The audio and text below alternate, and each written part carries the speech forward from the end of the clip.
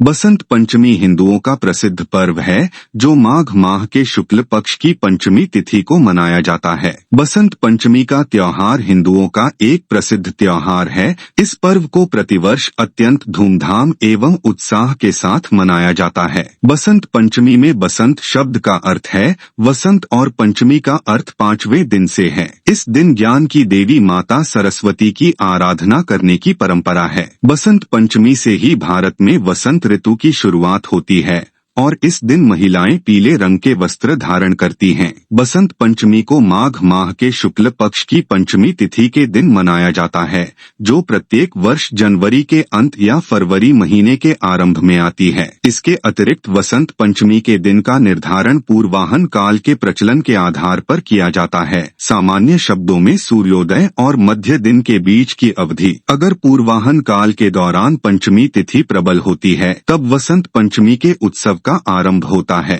बसंत पंचमी को देवी सरस्वती के जन्मोत्सव के रूप में भी मनाया जाता है। धर्म ग्रंथों के अनुसार इस दिन ही देवी सरस्वती प्रकट हुई थीं। तब समस्त देवी देवताओं ने मां सरस्वती की स्तुति की थी। इस स्तुति से ही वेदों की ऋचाएं बनी और उनसे वसंत राग का निर्माण हुआ। यही कारण है कि इस दिन को वसंत पंचमी के रूप में मनाया जाता है। बसंत ऋतु 6 ऋतुओं में सर्वाधिक लोकप्रिय है और इस ऋतु में प्रकृति का सौंदर्य मन को मोहित करता है। इस ऋतु का स्वागत करने के लिए माघ महीने के 5वें दिन भगवान विष्णु और कामदेव की पूजा की जाती है। मान्यता है कि पति पत्नी द्वारा बसंत पंचमी के दिन भगवान कामदेव और देवी रति की षोडशार पूजा करने से सुखी वैवाहिक जीवन की प्राप्ति होती है। शास्त्रों में बसंत पंचमी का वर्णन ऋषि पंचमी के नाम से मिलता है। बसंत पंचमी का सनातन धर्म में अत्यधिक महत्व है और इस दिन पीले रंग के उपयोग को शुभ माना जाता है। इस दिन देवी सरस्वती सहित भगवान विष्णु,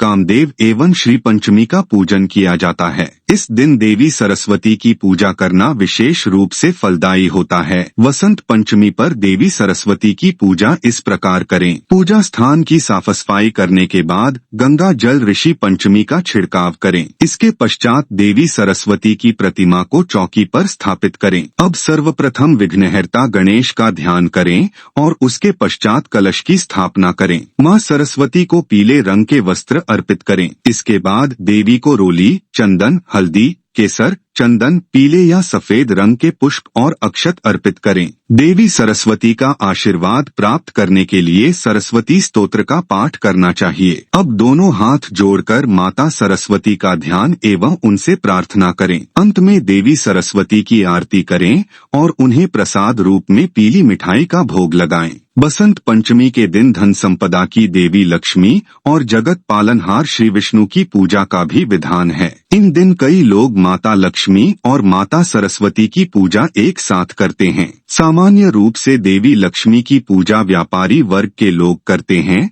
साथ ही इस दिन मां लक्ष्मी के पूजन के साथ श्री सूक्त का पाठ करना फलदायी सिद्ध होता है। महाराष्ट्र के कुछ हिस्सों में नवविवाहित जोड़ों के लिए अपनी पहली बसंत पंचमी पर पीले कपड़े पहनकर पूजा करने के लिए मंदिर जाना अनिवार्य होता है। राजस्थान में एक प्रचलित प्रथा के अनुसार बसंत पंचमी के दिन भक्त चमेली की माला पहनते हैं। इस त्योहार को पंजाब में वसंत के मौसम के आरंभ के रूप में मनाया जाता है। वहाँ सभी लोग वसंत पंचमी को पीली पगड़ी और पीले रंग के वस्त्र पहनकर पूरे उत्साह के साथ मनाते हैं। इस दिन पंजाब में कई जगह पतंगबाजी भी की जाती है। बसंत पंचमी को बसंत ऋतु की शुरुआत का प्रतीक माना गया है, जो ज्ञान एवं शिक्षा की देवी सरस्वती को समर्पित है। इस त्योहार को देश के उत्तरी, पश्चिमी और मध्य हिस्सों में धूमधाम एवं श्रद्धाभाव के साथ मनाया जाता है। इस हिंदू त्योहार को नेपाल में भी अत्यधिक जोश के साथ मनाते हैं। पौराणिक कथाओं के अनुसार ब्रह्मा जी पृथ्वी पर भ्रमण कर रहे थे